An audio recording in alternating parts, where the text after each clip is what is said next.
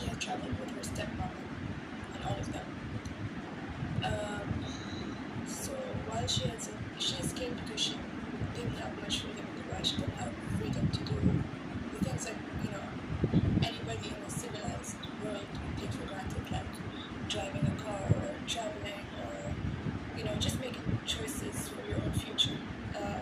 Freedom of choice is not something that, we have.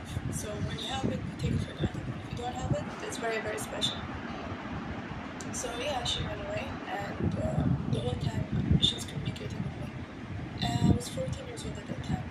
And yeah, Shamsa was, I saw her almost as a mother figure. Yeah, she was at the same time I was worried about her. And what she did was, she also contacted one of her friends in Dubai, whose name is Harrowing. And she kept calling Layla. And what my father has done is he went to Layla's house and he tried to bribe her with a Rolex. And he said we need to tap her phone to track Shamsa to see where she is. So that's what they did. And Layla, if you call her, they're going to find you. I think she was very lonely in the UK by herself. She had nobody else to talk to, so she talked. But they found her, they grabbed her, kicking and screaming, threw her in the car. And she was driven somewhere by helicopter. She was driven to a helicopter somehow, ended up in France, and from France she came to Dubai. She was drugged on the plane. It was a private jet, so nobody was checking anything. She was drugged, brought back to Dubai, and basically put in this building. The building is called Khayma, which means tent in Arabic, but it's not a tent, it's just called a tent. And it's in Zawi Palace, the property of my stepmom. And she was kept there, locked there. And during that time, we could send her some things, like clothes or whatever. So we stuck in a telephone for her.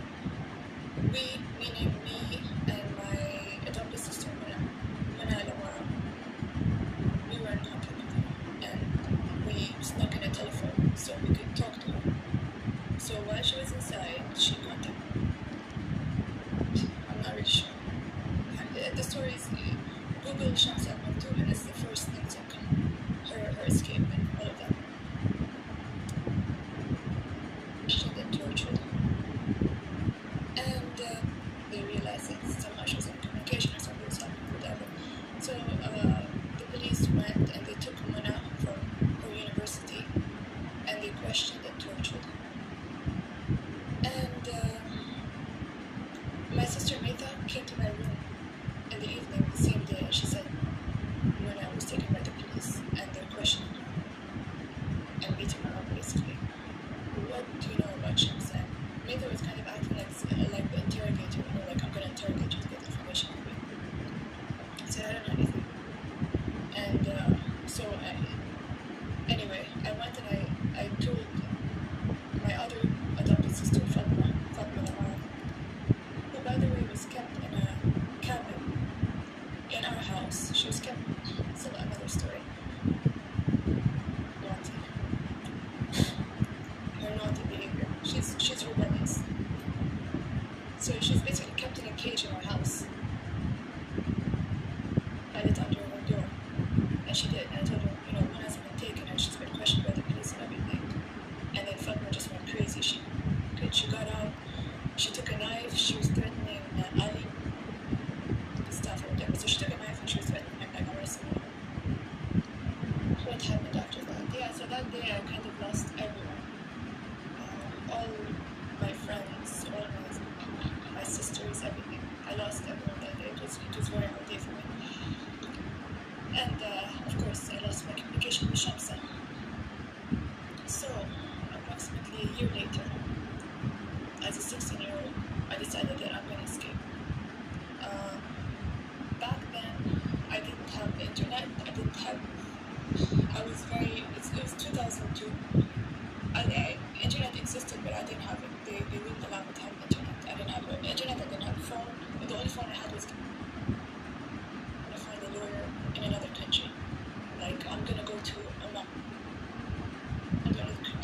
she's not going to hurt herself. She has her sister with her, so she's not going to do anything, you know.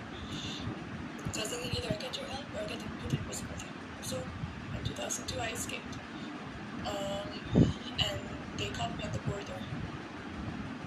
It looks like I've never been to a border in my life. I didn't have internet to research it. I didn't have anyone to talk to give me advice. I couldn't. I was totally by myself. I had nobody even knew what. Like, I mean, even my friends around me in school, like, they didn't know what I was going through. I couldn't talk to anybody about it. So, yeah. And I wasn't allowed out. I wasn't allowed to go outside. Like, I was going to school. I would sometimes go to the family's stables to horse ride. And apart from that, I didn't do anything. Just, and then I went home. So I didn't have. I didn't know anything.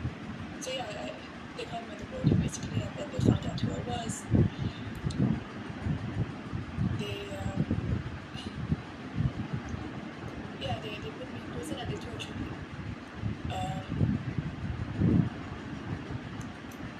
Basically, one guy was holding me while the other guy was beating me, and they did that repeatedly.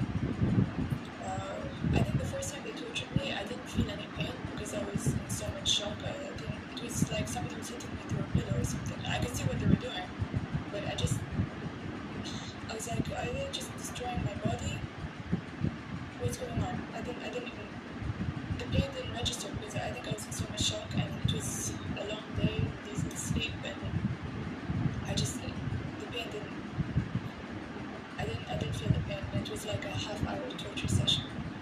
And then the next times I was tortured, it was for 5 hours.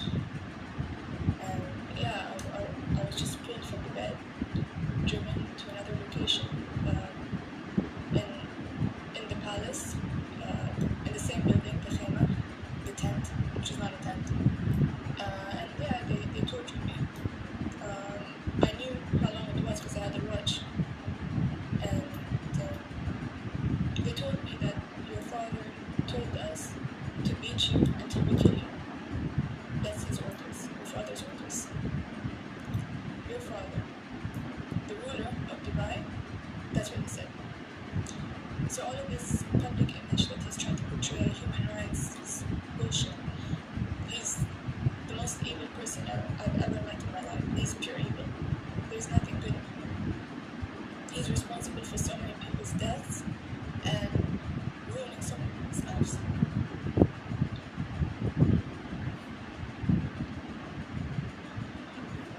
He doesn't care about him. He only cares about his image, his reputation, and he will gladly kill somebody. But he doesn't do it himself. He just he doesn't need to do the work himself. He'll just get other people to do it for him. He doesn't care.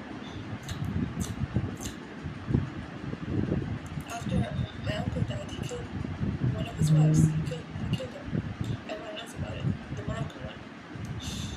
Because she was too, her behavior was too outrageous. She was too, I think she just talked too much and he felt threatened by her, so he just killed her.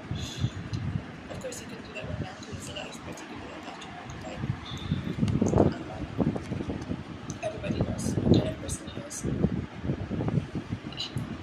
So in total, I was in prison for 3 years and 4 months. I went in June 2002, and I came out